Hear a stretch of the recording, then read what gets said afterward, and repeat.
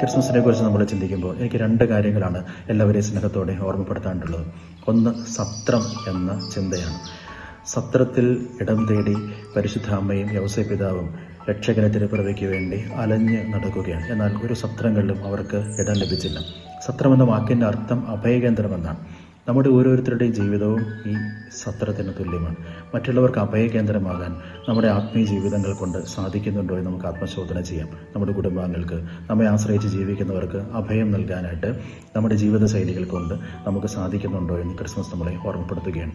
രണ്ടാമത്തെ ഒരു ചിന്ത എനിക്ക് പറയാനുള്ളത് ആട്ടിടയരെ കുറിച്ചുള്ള ഓർമ്മപ്പെടുത്തലാണ്. സമൂഹത്തിൽ ഏറ്റവും അധികം അവഗണിക്കപ്പെട്ട് കിടന്നിരുന്ന ആളുകളായിരുന്നു ഈ ആട്ടിടയരും.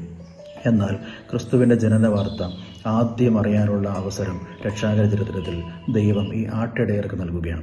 ജീവിതത്തിൽ ആരെയും നിസാരരായി കണ്ട് നമ്മളാരും അവഗണിക്കരുതെന്നും ഒരുപക്ഷെ മാനുഷികമായി നമ്മൾ അവഗണിക്കുന്ന ആളുകൾ ദൈവത്തിന് ഏറ്റവും പ്രിയപ്പെട്ടവരായിരിക്കുമെന്ന് ഈ ക്രിസ്മസ് നമ്മളെ പഠിപ്പിക്കുകയും ഓർമ്മപ്പെടുത്തുകയും ചെയ്യണം. നമ്മുടെ കുടുംബജീവിതത്തിൽ, നമ്മുടെ ജോലിയിടങ്ങളിൽ, നമ്മുടെ സമൂഹത്തിൽ, മറ്റുള്ളവരുള്ള വ്യക്തിബന്ധങ്ങളിൽ എല്ലാവരോടും സ്നേഹത്തോടെയും കരുണയോടെയും ഇടപെടാൻ, എല്ലാവരെയും പരിഗണിക്കാനും നമുക്ക് സാധിക്കട്ടെ എന്ന് ആശംസിക്കുന്നു. ഏവർക്കും ക്രിസ്മസിൻ്റെ മംഗളങ്ങൾ സ്നേഹപൂർവ്വം നേരുന്നു. Thank you.